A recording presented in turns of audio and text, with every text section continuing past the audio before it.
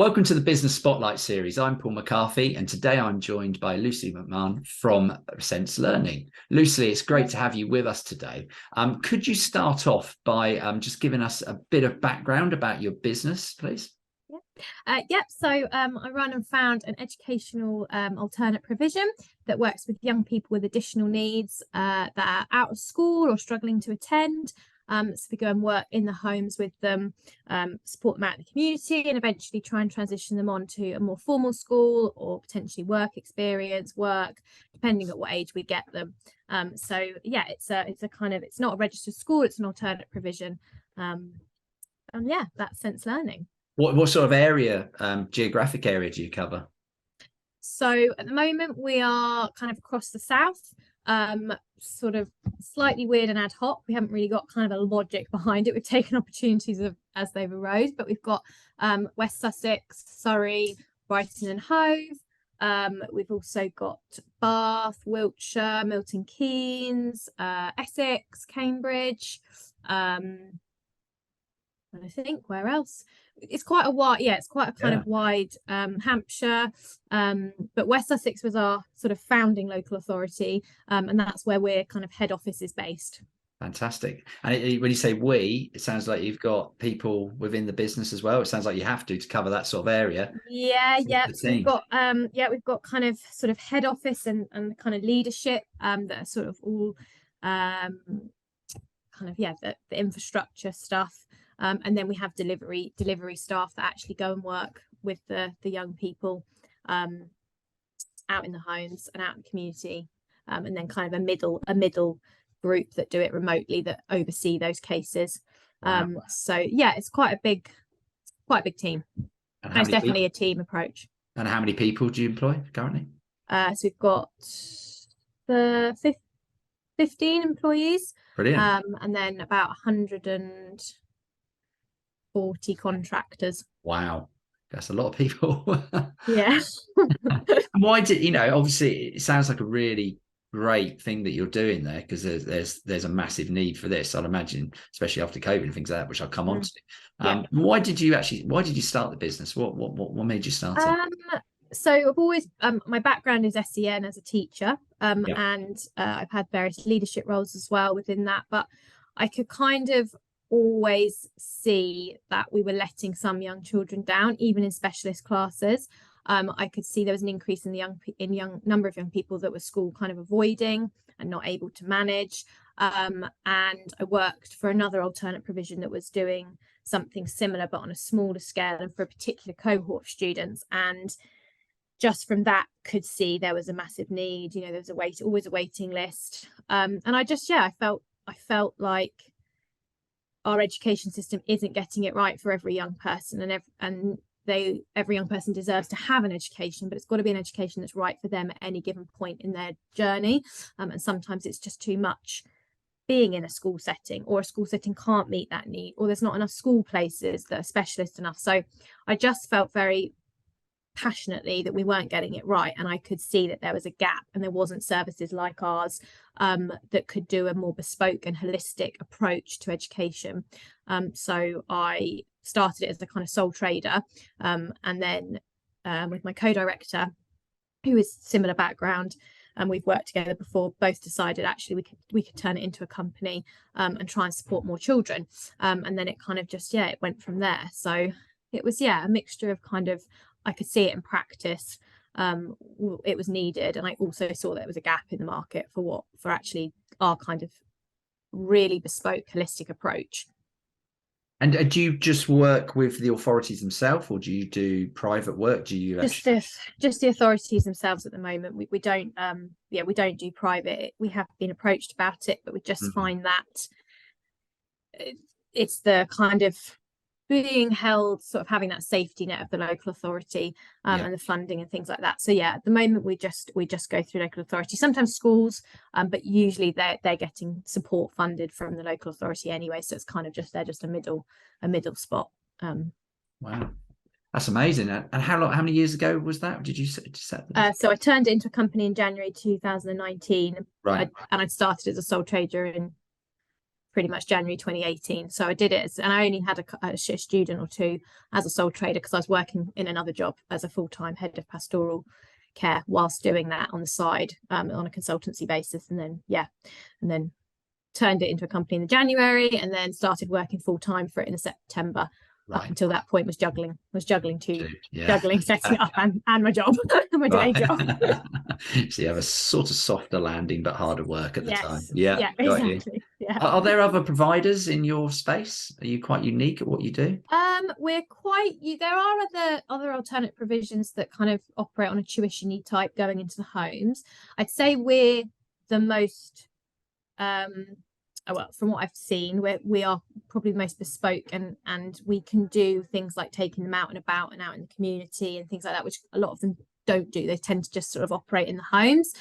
There's lots of other alternate provisions that are focused on like being, I don't know, farm based ones or outdoorsy ones. There's loads and great offers all over kind of that I've come across.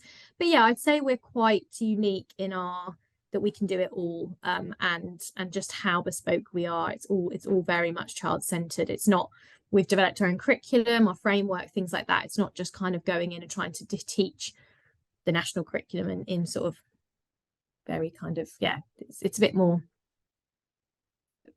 flexible. But I think that that's what kind of our selling point is. But yeah, there are other companies that go in and work with young people that are out of school. Right. Okay. It's interesting. I've got friends who've got children with autism and things like that, and the scope is so massive. So guessing that flexibility is so important, and the scope's getting bigger, seems to be all the time as well. Yeah, absolutely. Yeah. The need for it is just ever increasing, and there is such a difference in cohort and in types of need, and I think the mental health aspect has just thrown a whole different ball game at it, and I think COVID has sort of amplified that, and therefore then kind of the need for something different and a different approach is really there, that sometimes formal schooling, formal education just can't do within the constraints of time, money, training, things like that. It's interesting. I've mentioned it once, and you've mentioned it once. COVID. So we have gone through some changes for businesses recently. Obviously, Brexit, COVID, the economy. But I'm guessing COVID must have been something quite big on your agenda. What happened with your business during that sort of time? We went virtual for a while. For the kind of in the real sort of height of it, but soon realized that was not working for quite a few of our young people, and actually we were our young people were vulnerable, so we had to quite quickly find a way to make it safe for our staff to go in, and so kind of we put various things in place and PPE and things like that, and supported where possible those staff to go into the young people's home when it was safe and things like that. But it impacted a little bit on our kind of us being able to get new young people on board through the real height of it, because we couldn't go into the homes and things like that, the sort of staff that do the assessments, but actually from COVID and kind of it's definitely accelerated the growth of our service, because the need is there in that young people are struggling to go back, that maybe were on the cusp pre-COVID, or maybe actually were fine, but actually COVID's been the catalyst then for them to kind of increase their anxiety, and then them actually struggle with managing 5 days in school, because for 2 years or a year and a half they weren't actually in school and at such a key age. So I think that's probably had an impact on our current growth. But throughout it was we sort of fumbled our way through and tried the best we could at kind of any stage, but it was pretty stressful at the beginning, that's for sure. That's really interesting. So during it was tough, but after it sort of created an opportunity for the business to grow. That's really interesting. Okay. And has there been a particular person through your journey that's inspired you, or has been a sort of somebody you've looked up to? I probably one of my old bosses, my boss before this, I think she'd set up this small provision, and I joined leadership with her. It was just us two, so it was kind of grassrootsy, kind of community interest company. It's very sort of earthy. It was and she she taught me a lot about her journey of setting it up, and sort of some of the things around how to manage the education side of it, you know, from a business point of view. So I learned a lot from her. And then not necessarily one particular person, but there's a book that I regularly go to that's called Dear Female Founder, and it's 66 letters of advice from female entrepreneurs. And although it's quite kind of probably not our sector type things, it's a little bit more kind of corporation-y and you know, IT companies and things in Silicon Valley and stuff, which obviously I have nothing to do with, but I just found it very inspiring. And I think some of their journeys and the things they came up across as they were going in terms of managing and running it and setting it up, I could sort of relate to. And they're really interesting short snippets from a range of interesting women. But yeah, it has actually inspired me, and I have taken bits from it and thought, okay, that's made me feel a bit better about this, or oh, that makes sense. Okay, I must really, you know, push on what I really felt, you know, my gut was telling me on this, and things like that. So amazing. And what's been your biggest learning, would you say? I think that it's important to kind of go with the journey, accept it won't be smooth sailing at all times. So not to get too caught up and worried, which is easier said than done. But I think sometimes it's just accepting that it's going to have ups and downs. It isn't always just going to be up. And it was for the beginning. I always felt like, wow, this is amazing. Yeah. And actually then obviously the bigger you get, the more problems present themselves. And they're not necessarily problems you can't overcome, but they're just things that, you know, do cause a bit of stress, and a bit of stress is fine. But I think it's just about sort of accepting it and going with it. And I think to really understand that business structure and think carefully who you want on board in your higher levels and who you want on board with you creating it is a really important thing, because I think to get that right really then helps the rest of the business grow. And more recently, I've kind of reflected that definitely investing in roles and processes earlier on ahead of growth, so that you have the infrastructure to cope with growth, kind of that proactive rather than reactive approach, it's really important. And I think I didn't really, certainly at the beginning, understand that. I was scared to invest in that because I'd never run a business, so I didn't know what kind of budgeting and the financial element of it and seeing money come in, like how does that, so for me it was always that fear of, and I'm not particularly big risk taker, so I think it plays on my personality of being cautious, but that fear of like, well, have I got this, well, if I do that the money, then what if the money stops, and then I've got, so it's that. But actually the bigger we've grown, the more I'm like, oh no, like every step of the way you've needed these roles, and actually putting the money in ahead of it means the growth can actually happen, and you're staying and you're not getting that reactive sort of, oh, we're all at capacity and stretched. So yeah, I definitely would say I've really learned to not be scared to kind of sort of invest in the kind of growth of it, rather than just seeing it as I've got to play catch up to the growth, right? Because the money's there, or because, you know, it's that, you know, we've budgeted it in. It's a bit more kind of being a bit more proactive about it, really. So you're driving the company now rather than the company driving you, and I think that's quite a lot of it. We just, it's been always a bit snowbally, because it has you know been up, the uptake's been great, and our quality is really good, and so we've made a name for ourselves now. But because of that, like, we've never really got ahead of being kind of like, right, we need to put the infrastructure's got to keep up with that, and so we're always slightly playing catch up with it. But I think with our process now, our headspace around doing that is getting better, and like actually thinking much bigger picture and longer term. Brilliant. Okay. And I'm quite interested, I'm really interested in this next one, especially to tell my friends about this. So within what you do, do you see the challenges within the next 5 years? I think that there's going to be budget challenges there's a focus on alternate provisions at the moment with the government, and sort of special educational needs.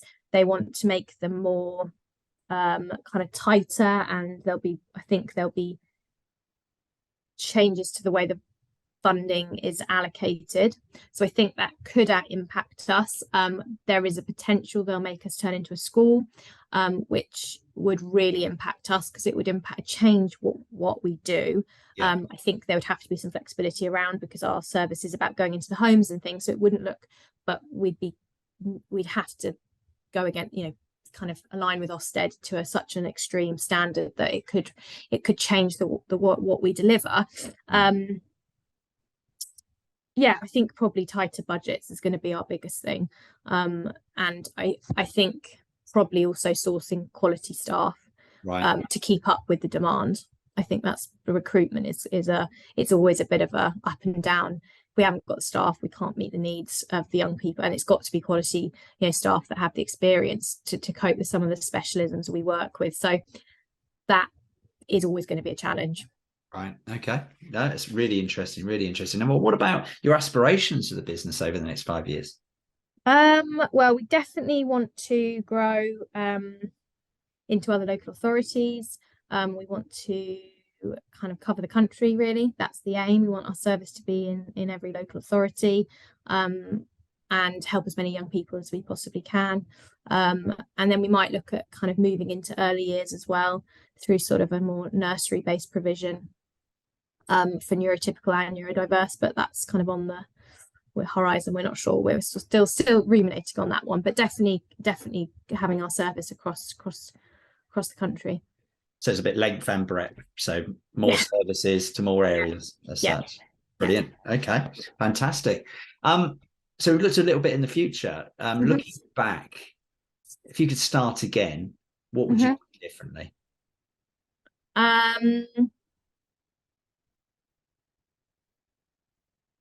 What would I do differently? I think I'd probably think about business planning as a whole a little better. I think I'd probably get a bit more guidance on that. I think carefully about what I want the infrastructure to look like, what I want the leadership structure to look like, what I want the kind of heads of that kind of higher levels sort of infrastructure. And I guess I'd have a little bit more of a belief in myself that we could do it. Yeah. I think to a certain extent, excuse me, talking too much. To a certain extent, I think we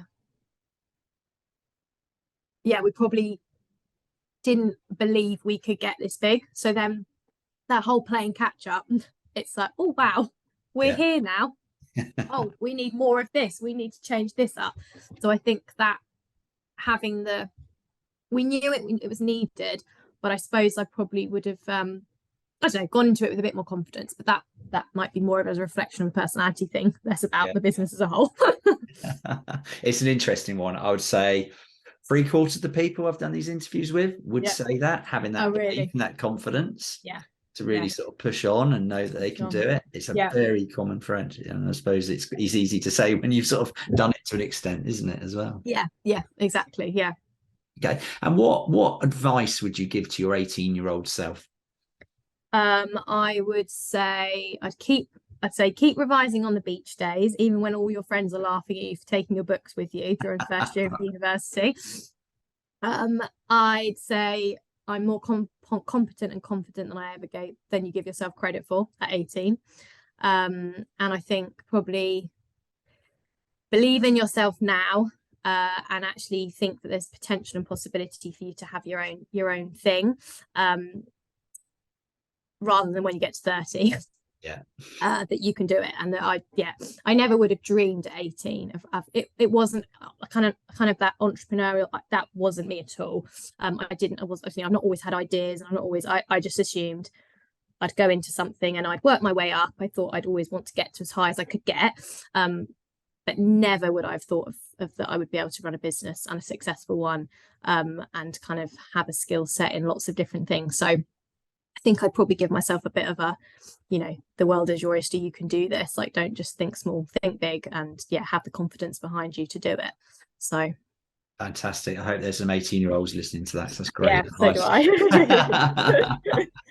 Are there any sort of particular projects you're working on? Anything you're working on at the moment that you'd just like to elaborate on?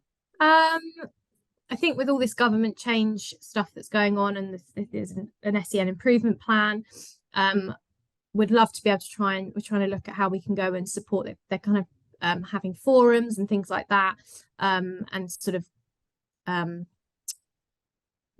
and things like that of experts in various fields, and we'd love to be involved in that. So we're just trying to reach out to the relevant people. It's quite difficult to do. It's quite difficult to like get in there to say we could do this. Actually, we know our stuff and we could really support from an AP point of view. So that's something we're trying to look to do. And we're always looking to support community projects through either we've got our limited, but we've also got a community interest branch as well, where we can do project-based stuff, and we can do that through grants. We can kind of help support. So we're always looking for new opportunities to do that, and that's not just young people. That can be adults as well. We've done, recently we did one working with adults that wanted to get their functional skills qualification in English and maths because they may have missed out through various reasons at the time when they were trying to get a qualification, when they were sort of 15, 16, 17, might have dropped out of school, things like that. And we actually did a project where we supported them to get those qualifications. And so, yeah, we're always looking for kind of helping in those sort of situations and finding other opportunities to kind of use our skill sets to help a wider community. Yeah, fantastic. It's an amazing thing what you're doing, Lucy. Thank you. Really is not just growing a great business, but in the field that you're doing, you know, it's such a needed thing. Could you just let us know the best way of contacting you if anyone's watching this, how they could get hold of you? Yeah, they can, if you visit our website, we've got a kind of contact form on there, which is www.senselearning.co.uk, and you can also use the contact details on there to get hold and just ask for me, and you'll get put through to me, or you can email. The email will come through to me. Fantastic. That's brilliant. Thank you, Lucy. It's been really, really good to talk to you. Really interesting. And like I said, you know, real good luck with the future and what you're doing. I think the country needs it desperately. So it's a great thing you're doing. So all the best with the future. And thank you. Thank you very much. Thanks for the opportunity. It's been great speaking to you.